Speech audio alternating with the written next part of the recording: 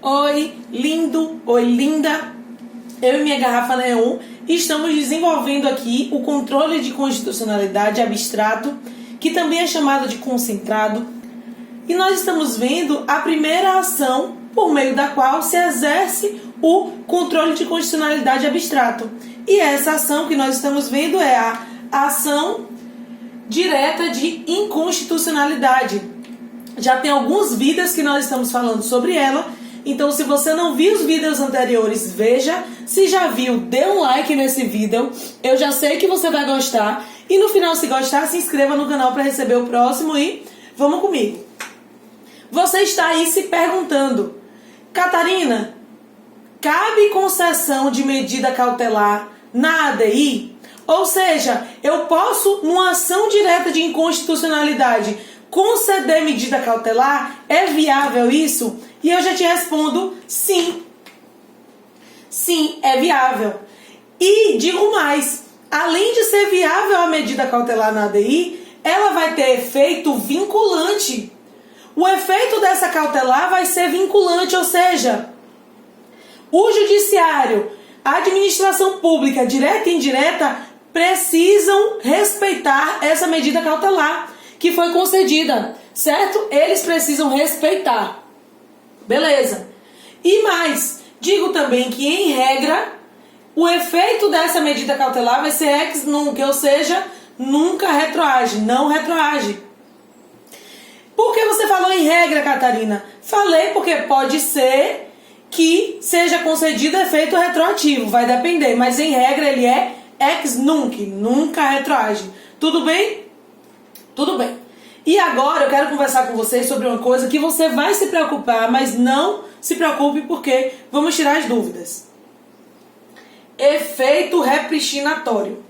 Aqui na ADI, a medida cautelar tem efeito repristinatório da legislação anterior. E aí você está me perguntando: que diabo é efeito repristinatório? Falam disso, mas eu já não me lembro. Eu tenho uma lei que vamos chamar de L1. E essa L1 foi revogada pela L2. Eu tenho uma lei que foi revogada por outra. Isso é comum ou não é? É. Muito comum.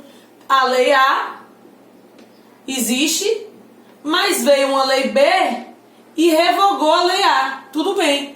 Lei A então deixou de existir. L1 deixou de existir. Só que aí essa L2, essa B, que revogou a primeira, foi considerada inconstitucional. E aí agora? Se eu tenho uma lei que foi revogada por outra, mas essa outra foi considerada inconstitucional, o que é que a gente faz? Se a B foi considerada inconstitucional, significa que a A deveria valer, né, não? Se ela estava valendo antes. Então, o efeito repristinatório significa dizer que a primeira lei vai voltar a ter vigor. O efeito repristinatório significa dizer que a lei anterior vai vigorar. Então, com isso, eu quero dizer para vocês que a medida cautelar vai trazer o efeito repristinatório na legislação anterior cautelarmente. Entendemos? Então, cabe concessão de medida cautelar, é viável essa medida cautelar, ela tem efeito vinculante, ex nunc, e cabe efeito repristinatório. Tudo bem? Aí você está me perguntando ainda: ô Catarina, beleza, entendi isso, efeito repristinatório, mas você falou que ela é vinculante. Tem efeito vinculante, ou seja, o judiciário e a administração pública, seja ela direta e indireta, precisam cumprir nessa cautelar, sim. E se eles não cumprirem, o que é que acontece? Se eles não cumprirem essa cautelar, aí se eles não cumprirem, o que é que vai caber? Uma reclamação ao STF. Porque eu já falei para vocês que com o STF não se brinca.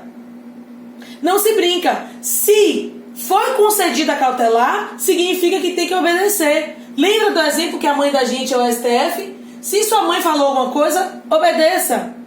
Se você não obedecer e alguém vê na rua você fazendo, vai dizer o quê? Mãe, ele não fez. Então é a mesma coisa. Se não cumprir, vai reclamar ao STF. Cabe reclamação ao STF diante do descumprimento da medida cautelar concedida em ADI. Simples? Simples.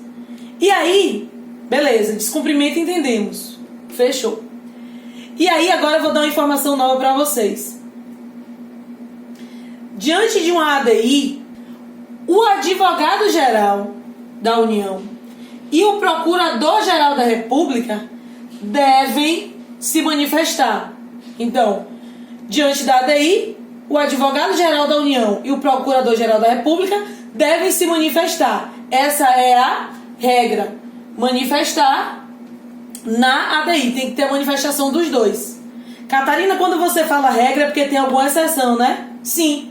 Mas aqui não é nenhuma exceção, é uma mitigação. O STF entendeu que se for um assunto que já tenha sido decidido ali, um assunto pelo qual o STF já tenha decidido pela inconstitucionalidade, esse aqui, o advogado-geral da União está liberado. Se o STF já tivesse manifestado sobre a inconstitucionalidade daquele assunto, o advogado-geral da União não precisa se manifestar. Aí a pergunta que você vai me fazer: e o procurador-geral da República tem que se manifestar? Então, o procurador-geral da República sempre vai ter que se manifestar na ADI.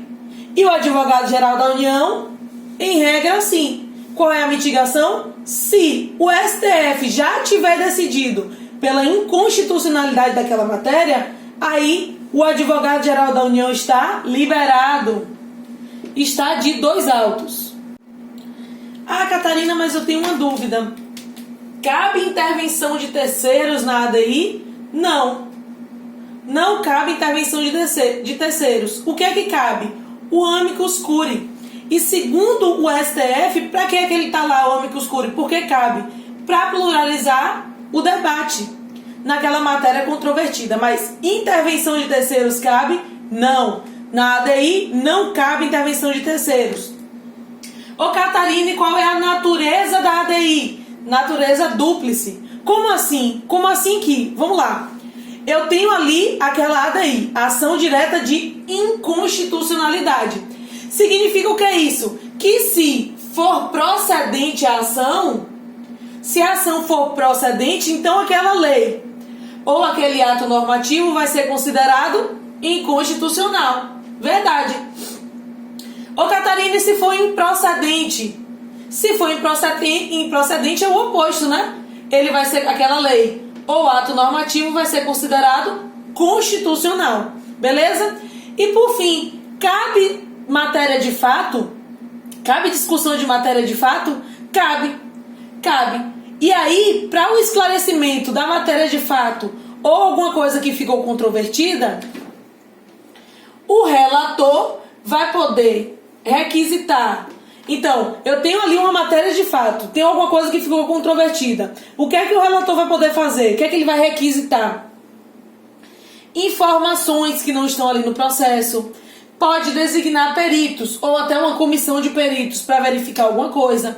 Pode marcar data para a nova audiência, para nessa audiência ouvir pessoas que são especialistas naquele assunto, e aí vai ficar discutida a matéria de fato. Então, não cabe intervenção de terceiros, tem natureza dúplice e cabe matéria de fato. Tudo bem? Se você esqueceu de dar seu like, se inscreva no canal para receber os próximos, que nós vamos desenvolver aqui o controle de constitucionalidade abstrata, mas finalizando então a ADI. Venham comigo, um cheiro e até a próxima.